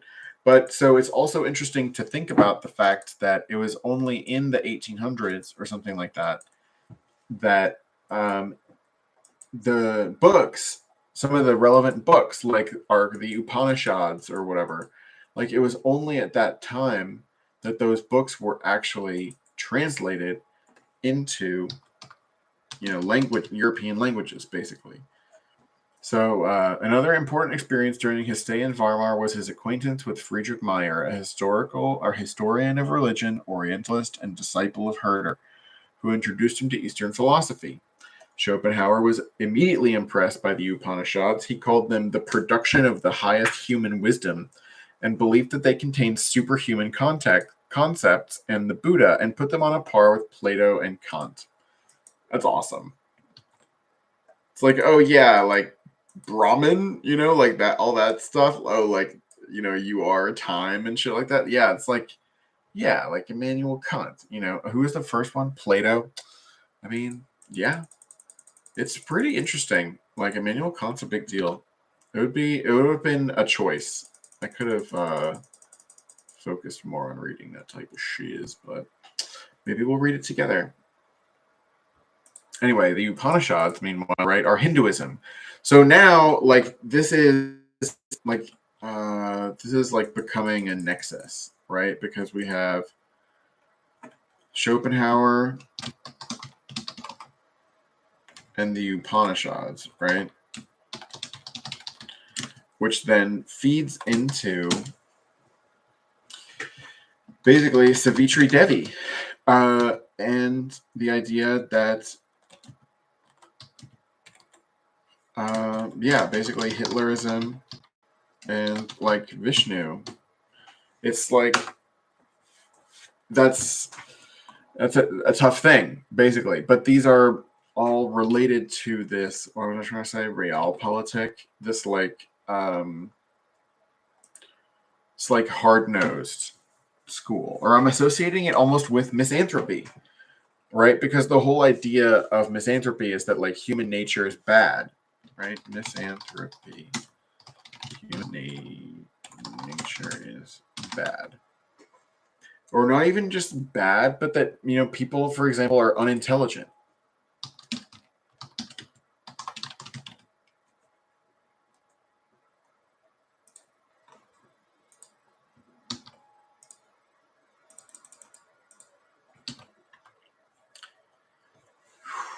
Oh.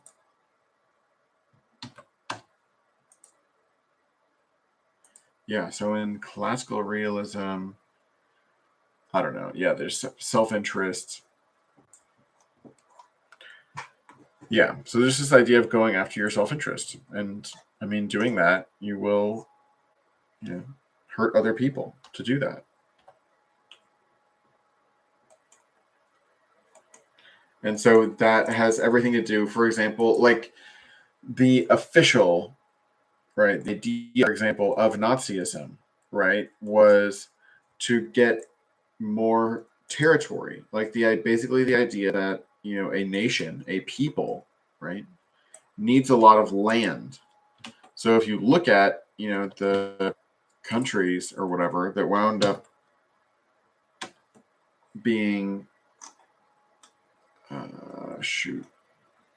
that wound up being very powerful. Like, for example, basically what I'm talking about is the United States um, and the Soviet Union, right? Those two countries are both very large. A lot of which means they also have a lot of resources. Like China, People's Republic of China or whatever, is also a very big country, right? Uh,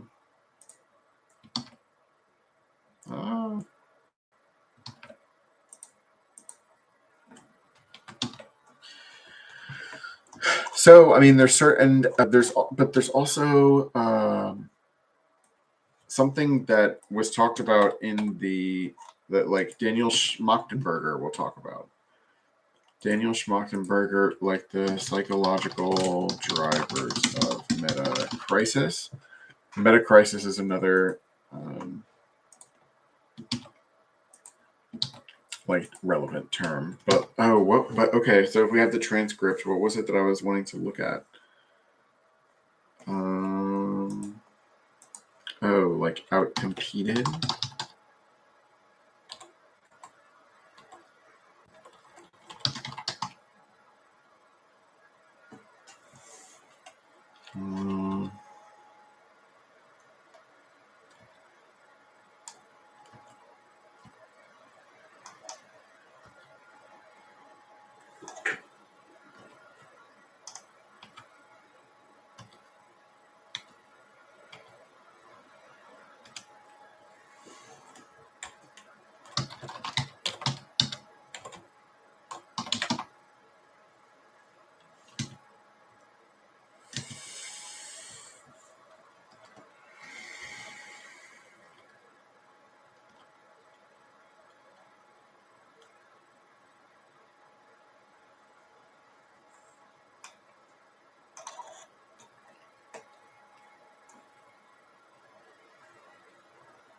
Oh, interesting.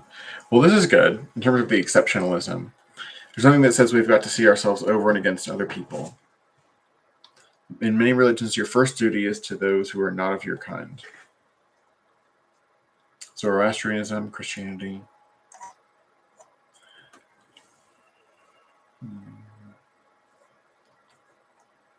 Yeah, I'm really running out of steam here. But oh yeah, the part of Eureka. So he says, by the by, my dear friend, is it not an evidence of the mental slavery entailed upon those bigoted people by their hogs and rams, that in spite of the eternal prating of their savans about roads to truth, none of them fell, even by accident, into what we now so distinctly perceive to be the broadest, the straightest, and most available of all mere roads, the great thoroughfare, the majestic highway of the consistent. Also, when you hear a highway of the consistent, you should be thinking the eternal majestic republic of outside. But anyway, is it not wonderful that they should have failed to deduce from the works of God the vitally momentous consideration that a perfect consistency can be nothing but an absolute truth? How plain, how rapid our progress since the late announcement of this proposition. By its means, investigation has been taken out of the hands of the groundholes and given as a duty rather than as a task to the only true thinkers, to the generally educated men of ardent imagination. Okay, this gendered language is not acceptable. But anyway, and generally educated, I mean, I like this. You could basically say generalists, people who know, like people should know a little bit about a lot of things, basically. I could stand to be even more generalist, right? But yeah, kind of jack of all trades people, like people that makes people good at, for example, code switching and like knowing about different worlds and bridging things together. That's a lot of what we're trying to do right now. We're trying to basically build things in to make them more consistent. And so I'm basically, Miss Anthropocene overall, in terms of the album, I feel like is very much like an exploration of the obstacles, like the way that it feels and the pain that I, for example, feel that the world isn't that way, like, and it makes me feel, for example, not just like, I don't know. Now it's where it's like obvious. I'm going to say like, I don't know. The question of like how all this reflects on me is like, I don't know, beyond my comprehension probably. But oh, just like the pain. One time, sometimes when I'm thinking about German pain or German words, there's something called Weltschmerz. German pain. That's funny. But so Weltschmerz is like pain that comes from the world, and so like I feel like the. Do I have two of these? Yeah. So like the album, Miss Anthropocene, like has the whole wordplay of the album has to do with the idea of misanthropy and the Anthropocene, right? This is like still the first time I'm mentioning this. And so the Anthropocene, no, it's not the humanocene, by the way. So sometimes I say anthropoid instead of human. But we're only the last surviving anthropoid or something like that. But in a way, some of us at least, are like also the descendants of Neanderthals, as well as other types of anthropoids. So it's interesting to think about. Anyways, so the Anthropocene, again, has something to do with a connection to time. Let's think about that for a minute, right? Because it's like these are gradations of geologic time. So yeah, that's interesting to think about, like how maybe religious earthquakes represent sort of like the geologic shifts that justify talking about different eras in time, different these spiritual ages, right? And it's also with astronomy, right? It's the turning of the axes or whatever. So but I don't know, in terms of from personal to history perspective, I think there's something special about the decision that, oh, this is a new time, like, and now like the pain that we're going through is not just about like it's just forever, but it's like this is like the birth pain or something. Like we can be optimistic because like there is a general tendency in which things are getting better. And I guess my story for that would again would have a lot to do with what Minister C is saying here, right? In terms of like, can people love each other? So I think that it's funny because I think that focusing on this word human actively gets in the way of the word love. Ultimately, right, I'm a nominalist, which means I don't think even the word love. I mean, I'm a nominalist. Like, you know how I rep nominalism or whatever, like be thinking about nominalism. That's all I'm trying to say. And in that context, like any word, like am I talking about love or am I focused on this term love? And like being focused on this term love and what we have been what we've learned love means or something, that can get in the way of us actually loving, whatever that means. Um and that's related. Okay, this is a really key part of it. I think I mentioned this before in terms of theodicy. The whole question is, why do bad things happen? And, I don't know, where did there's that one.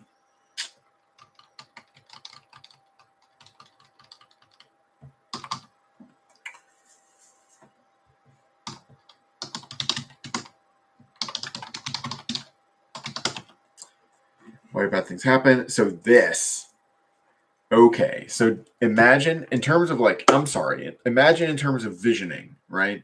Imagine in terms of the grandest possible task that you could set, right? What is the most amazing thing that you could accomplish? And now I'm not talking about I'm going to accomplish this. I'm talking about let's set a foundation stone and let's just watch this like run, because it's basically like you do need, like, people have been, I think I saw somebody post about like war is something that binds people together at the largest scale. So let's just go way over the top, right, of war. Like I've thought about that in the sense of, like, I've thought about like we're gonna build Svarga, for example. Like I've thought about that as a political slogan, build Svarga. So like Svarga is amazing. I mean, it's basically a place where people go while they wait for their next life, and it's like good.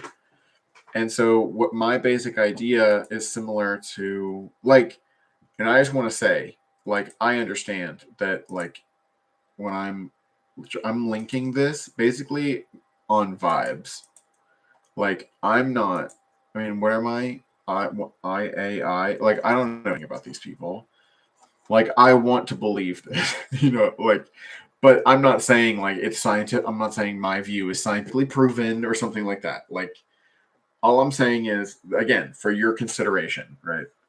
And also, this was published on my birthday, which was the first day of AI Festival, the Machine Elf Festival, DMT Festival, Dreaming Festival, the Dreaming Festival, Dreamtime, Death, not biological death. Yeah. Anyway, shout out to, it's interesting with Yay that there's a people show up to my Discord talking about Yay and doing performance art. I'll have to get into that another time. It is a whole spooky thing. That's the whole thing. It's like a whole thing with the Hegelian e-girls as well. Like this is just features of our eldritch environment. But anyway, what I'm trying to say is like it's not just like we need to do world peace, like we need to do justice. Like in terms, and then I mean in terms of like what is a bodhisattva, right? This is also a bit of a grandiose goal, right? You're gonna help all sentient beings. Like there are people, I don't know if you know about the Pure Land. Like the Pure Land in Buddhism is similar to Svarga. It's like there are people there who are like doing real well, who are like very, very enlightened. But there's can be a place.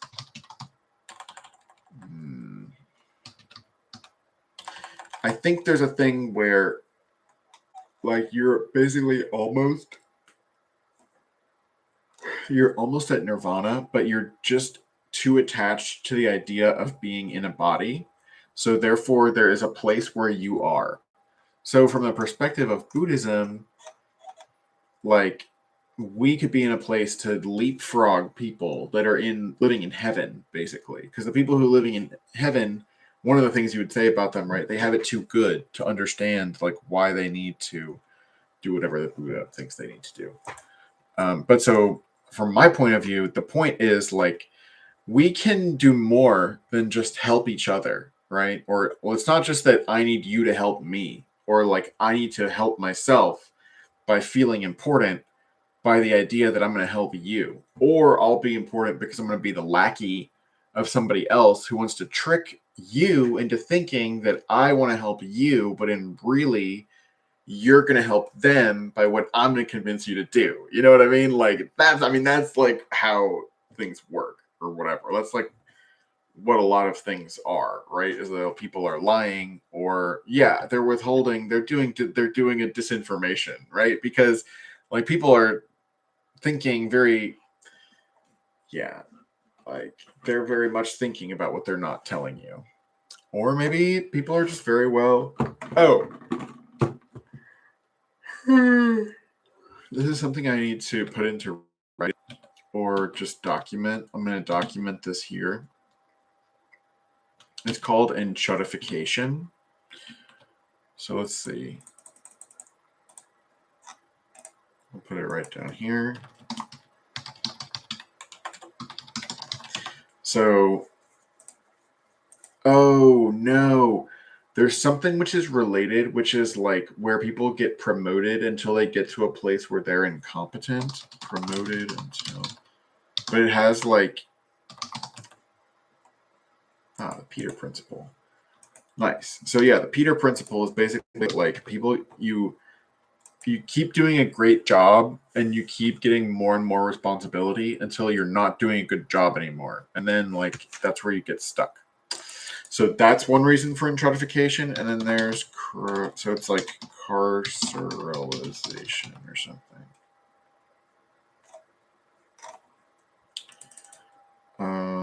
Things turning into crabs.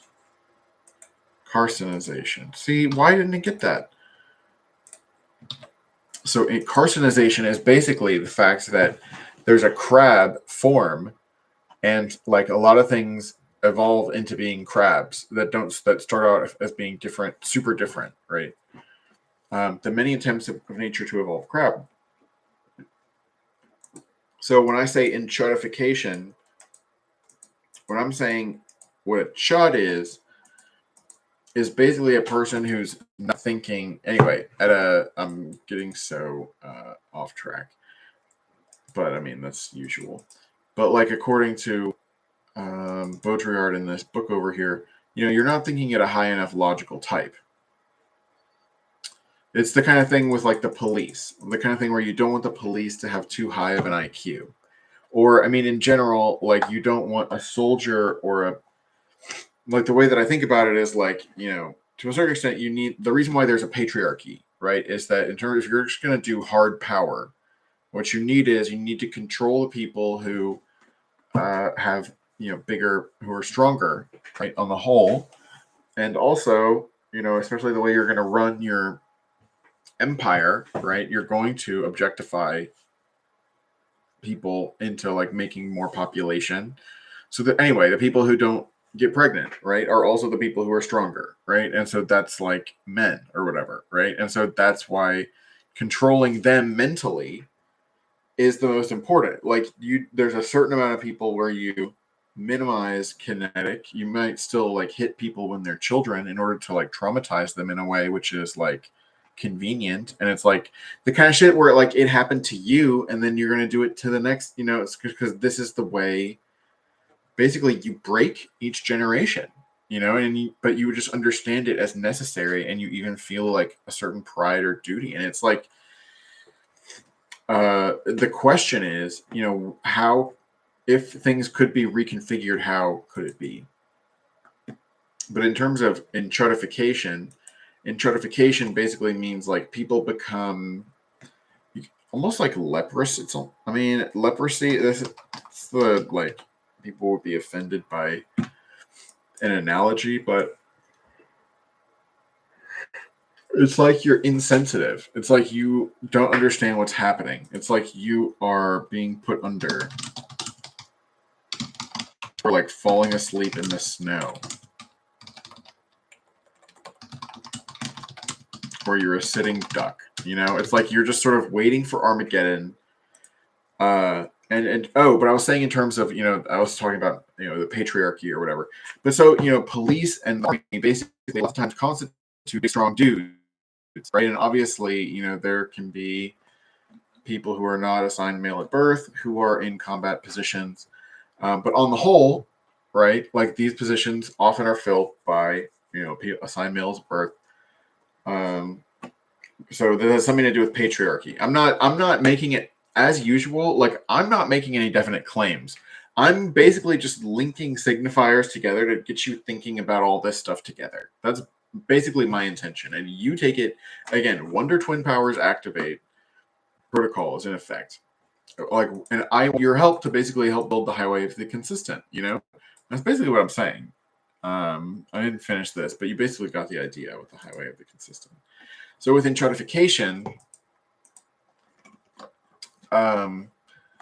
like if you have people carrying out, like if you're making the law, right? I don't believe in the law, right? Like I don't, like there is no such thing as a law outside of what it is in everybody's mind. Like in terms of a law, like the words on a piece of paper don't do anything. That's like my lock and key argument. Like there's no coming back from that. Like the words on the page don't do anything. And like that's when it came down to like Andrew Jackson, right? He said, let him enforce it, right?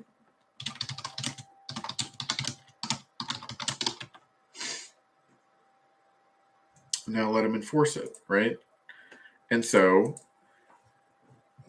the whole thing was Andrew Jackson was like, the military will be loyal to me, right? So what ultimately decides the law will be the loyalty of, the people who control the use of force, right? And so the question is, how are you going to maintain loyalty across a very large military apparatus? And so basically what we have is we have the conceit of the nation state. So my proposition to you is that the nation state does not really exist. So I mean, I don't know how. So it would be another big difference between me and Miss Boucher, and also this Nikki person from Twitter, like was saying in something in their speech about like one America. I mean, unity is problematic, and like talking about America is interesting. I have my own term called Eldritch America. I guess they have their own. There's already something called Eldritch America, but I came up with that concept. Even America Eldritch. I was just curious if anything that maybe this is already known as a thing. So that's great. But so like the idea of making a form of American nationalism,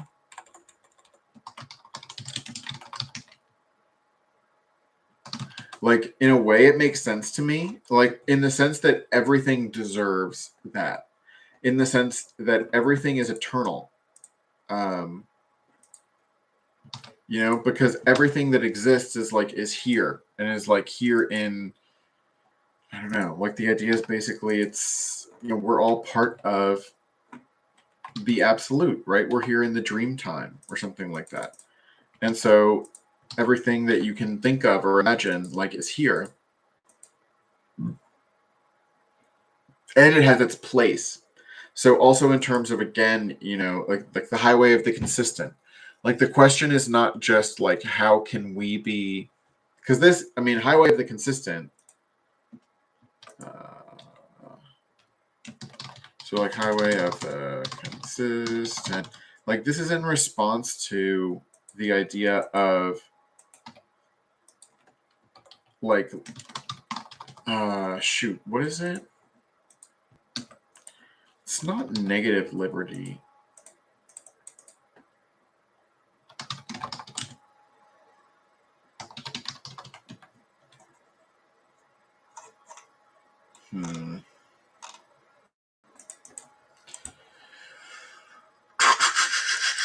there's some term which is considered.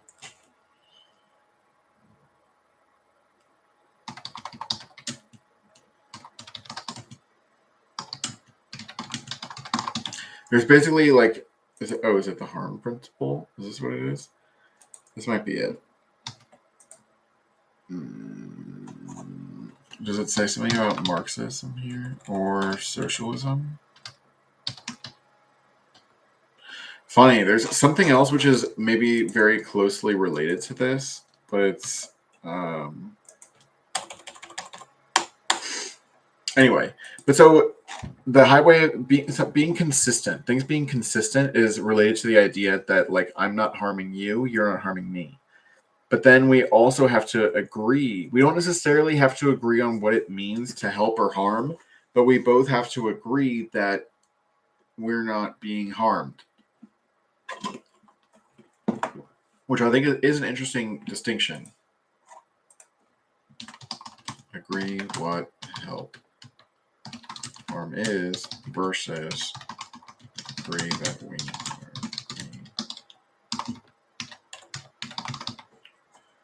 we are each being, maybe. Oh, goodness gracious. I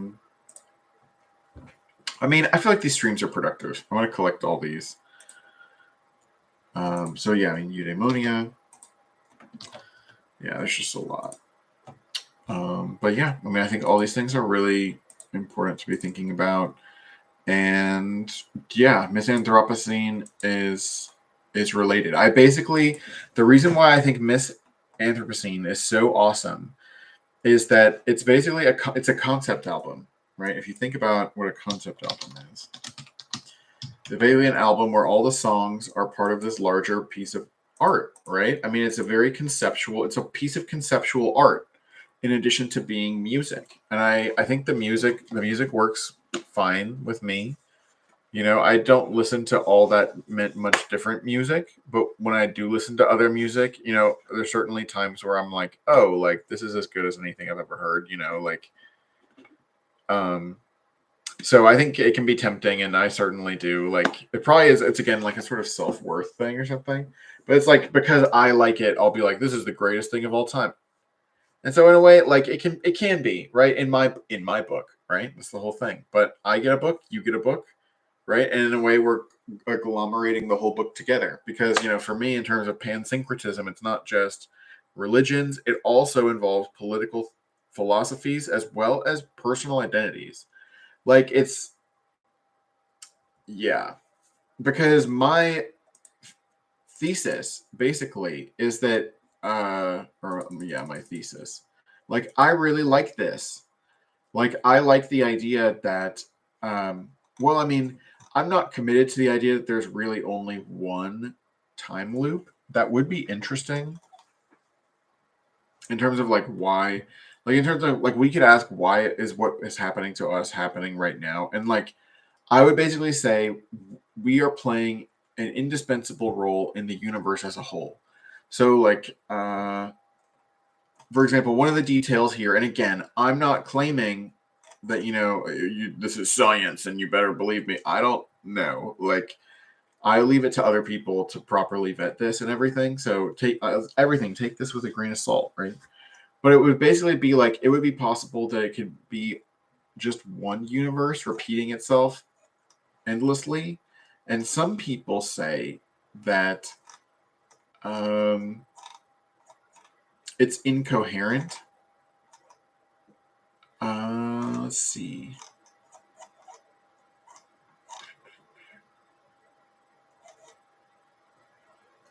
Let's see.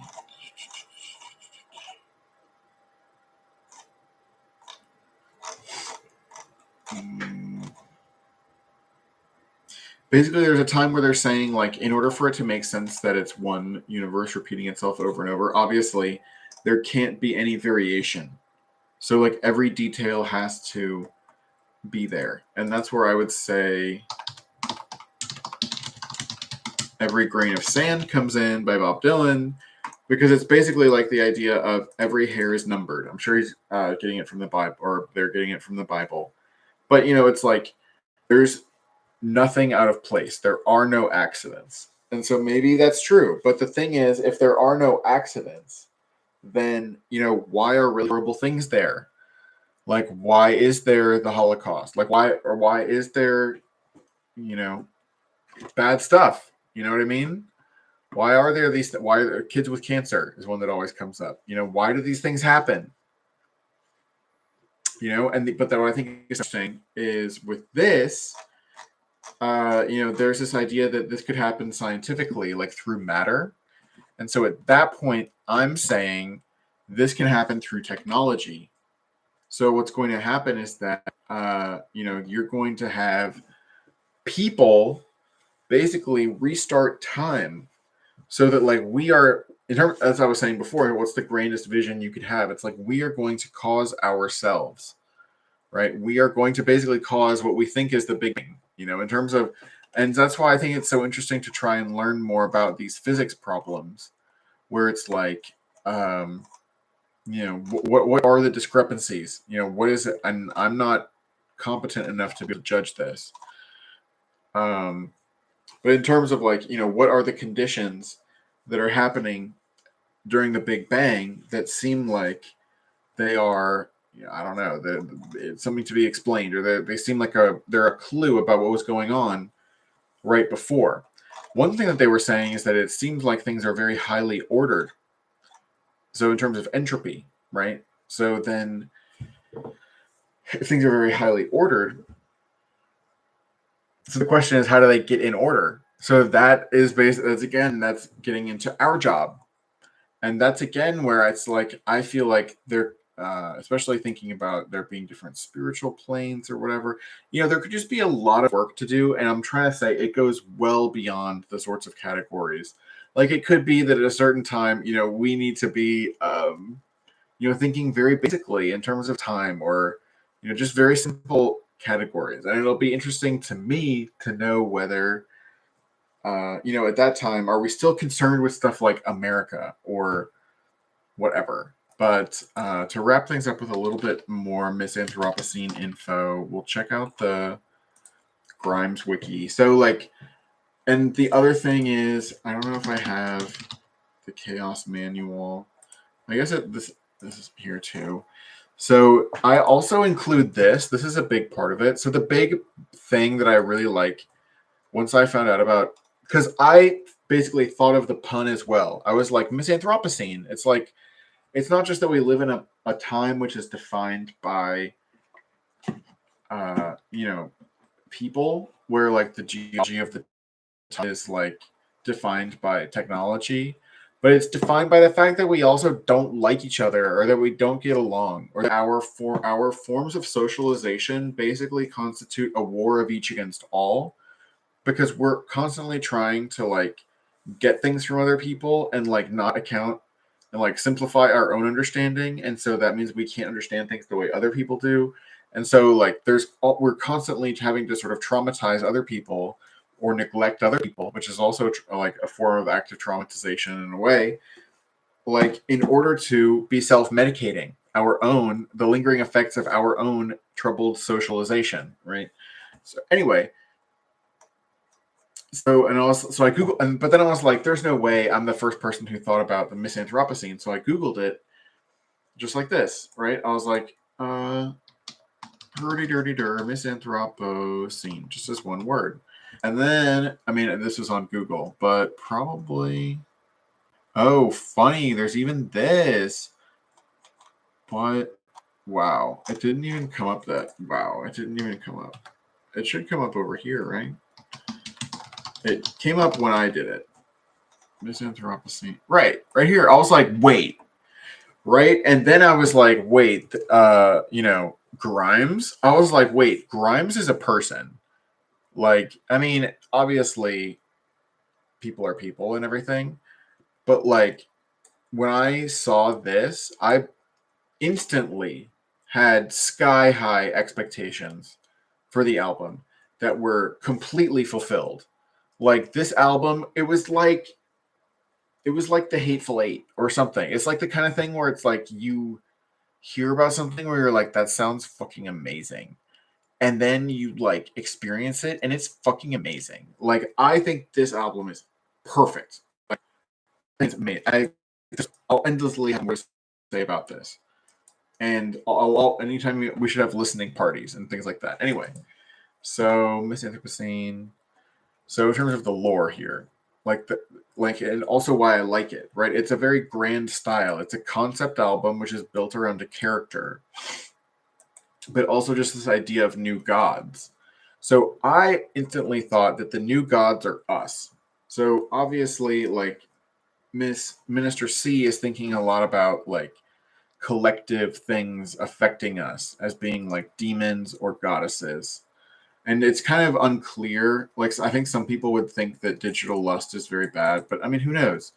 Or gender roles, for example. Anyway, but whatever. Like, um, I would think of it more as like the new pantheons are us. So when we think of like the Hegelian e-girl council, right? And we think about, for example, like council communism, like like sorry to be talking about the I don't know if you consider this the aestheticization of politics or something, but you can basically think about like your personal council, or like you know your closest, your inner circle, right? Your inner circle is in a way it's sort of like a pantheon, right? It's a collection in the same way that we basically have our own head canon. Canon is a term. I'm gonna crash this again.